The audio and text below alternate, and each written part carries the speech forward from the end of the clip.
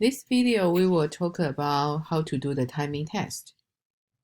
So why we need to do the timing test? Because like earlier we say, we evaluate our program. We find out some algorithm, we think their runtime is n squared. But that's just our estimation and the evaluation to see our program look like that. So when we do a timing test, we really provide some data to test the runtime.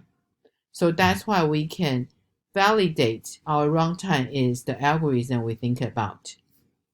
For example, here, we talked about earlier, you see, when we have the nested for loop sorting, because we have two for loop, so we think the runtime for the big O should be n squared. But they really is n squared? Suppose they should, right? Okay, but one thing is, when we have more complicated algorithm, we try to estimate the big O, but we still need to use the runtime to really confirm and validate our runtime is the big O we expect. So that's the timing test for. So we need to be careful. When we talk about the timing test, we are not trying to predict our big O. On the other hand, actually is we try to validate and confirm the big O notation we already estimate from our program. So we will see how to do that. So before we do the timing test, you should know how to count the time in C++. So in C++, actually we have the clock function. So this clock function, what they will do is they will give you the current clock time. So when you get the clock function, you got the clock time, right? So now you can do another clock. So when you start the program, you have the clock time. When you finish your program, you got another clock time. But this clock time actually is the operation time. So we need to divide by how many seconds per clock. The clock will be different because that's according to your operating system. Your clock time, each second, how many operations is different. So when you call the clock function, they will return you the current clock time. So then after we finish, we get another clock time. So for example, you will see here. So in order to use the clock, you need to include your C time. So one thing is when we want to do the timing test, the operation you want to find the time, you will put in between. So before we start the operation, we find this current clock time. So you have the clock T, that's the unit, the data type for the clock. So you got your start time. So you start doing your operation. So after you finish, you will do the clock again. So you have your end time. So on the other hand, if we do the end time, subtract the start time, we will know in between this operation how many clock we have. But remember, the clocks is not the unit in second. So that's why how many clock we need to divide by the clocks per second. So this clocks per second actually is a constant number according to your system. So after you do that, we will get the operation runtime in second. So that's how we will do our timing test. So later, I will give you the example how we will do that. Okay, so remember your timing test is try to confirm your big O. So the next two examples will show you how to use the sample code we provide you to evaluate your runtime is big O n and above, or constant runtime. So when we try to confirm our big O, actually we will do 4 cycles. So you can see your n according to each cycle, your n is different. So here we just say, for example, we expecting our big O is n squared. So then we will calculate So we see when the data for in your array or in your linked list, the size changed, how the actual runtime will be. So actually the first for loop, we were using that as the base. Because one thing is, whenever you do the testing, runtime testing, right, you need to have a base. So then this base, we can see when the n become double or triple.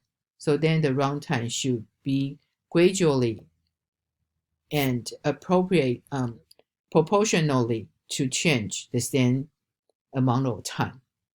So that's why here always your first iteration they were using for the base. So we say for n equal to 1000, our runtime actually is 0.13 seconds. So if we are expecting the big O n squared runtime, when n become double, actually the runtime should be 4 times because n squared, n double, so your n squared will become 2 times 2 is 4 times. So that's why here your expecting time, suppose it should be 1.1324 times 4. So then that's our expecting time. But here actually you have the actual time. So if our actual time and our expected time doesn't have that much different, so then we can confirm our runtime is really the big O n squared. Okay, remember anytime if my explanation is not clear enough for you, you have question, please make the note. So the next one, I will show you the sample code, how we will do the big O runtime for n squared and above. So this is the code example for the timing test for n and n above. So that means if you are expecting your big O runtime is n or n log n or n squared, you should use this example to do your timing test. So actually we give you 2 example sample code. So the next one actually is for the constant runtime. If you are expecting your runtime is constant or log n, so we use the second one. So I will talk about the second one later in the other video. But here we just focus on the first example. So you see when you have your linear search or your sorting, you are expecting your runtime is n or n squared. So this one is the sample code. You should do that. You should use that. So that's we talked about earlier. So the first thing you need to know what your prediction is. So that's why you have different big O. So this example, if we say we were doing the linear search, so we are expecting our big O is n. So then, like earlier we said, you need to run 4 iterations. So you need to have your first iteration n ready. So later, our each iteration, we just double n, then double n again. Okay, so the most important thing is when we do our timing test, remember your runtime is you have the start time and the end time. The operation you want to evaluate is here. But sometimes if we want to evaluate, for example, sorting, you want to sort an array, right? You only can have the nested for loop sorting operation between the start time and end time. But before that, you need to have your array ready. Should I put when I create my array between the start time and end time? No, you cannot, because your purpose is you want to do the timing test for the specific operation. So the before to prepare your array data or afterward to clean up your array data, they shouldn't between your timing test. Does that make sense? Okay, so that's why we need to be careful. Even your purpose just want to do the operation here, but then sometimes you need to have your preparation job and the cleanup job. So that's why you will see here our sample code we show you. We start from the n equal to 500, right? Or you can choose your n. So you just modify the n here. So then when we do our runtime, you see here we have 4 cycles.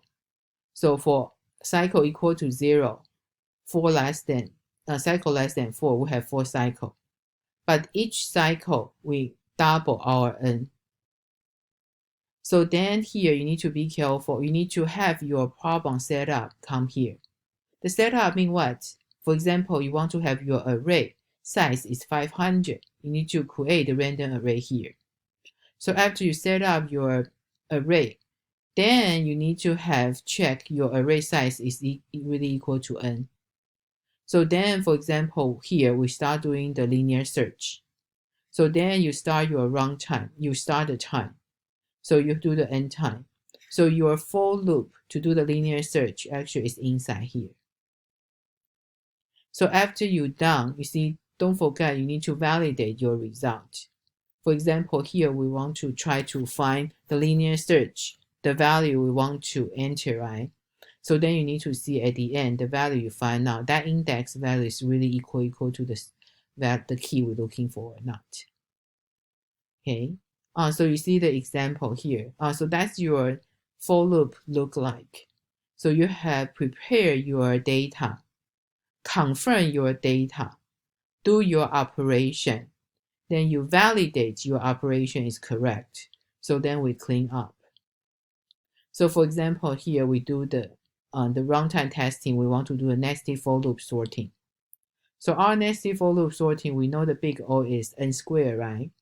So that's why here, when you do this one, your big O you need to change, become the big O n squared.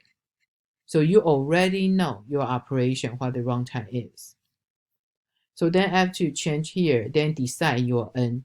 Your n can be 1000, 2000. So that's for the first iteration. So each iteration n would double that. Okay, so we see how should we set up our data. Just like earlier we say, I want to do the nested for loop sorting. So my nested for loop sorting should be in between this start time and end time. So that's why I equal to 0, I less than n, j equal to I plus 1. So then you need to do the sorting. But before you can do the sorting, don't you agree you need to have your array? So that's why here, okay, this one, actually this one I should move a little bit up. Okay, so actually this part, when you create your array, is set up your data. Okay, so when you set up data, you need to, according to the n specified here, you create a new array. So each array element, we are just using the random number. So then here, right, actually here is the result. I'm missing one step here. So one step after you create the array, right, you also need to use the result to see if your A size is equal to the n. So that's the validate your data being created correctly. So then afterward, you see your nested for loop is between your start time and end time. So then after you're done, right, you finish your timing test, but you still need to see, even your timing test you finish, you need to see now your array being sorted. So did your array really sorted? So you need to validate the data. So after the passing the data, then you delete the array. So that's why you see, even you just want to do your timing test, is only for this part, right? But you need to prepare your data and validate your data at the end. So then our sample program here, they will display your output. So the display output, I just let you to read from here.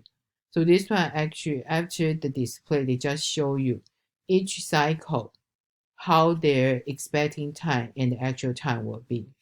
So then your sample output, the result was similar like this. Yeah, so like earlier I said, actually I'm missing the assert to check the size. So here actually is the complete, correct example for the nested for loop timing test. So this example actually is for you to use for your homework assignment.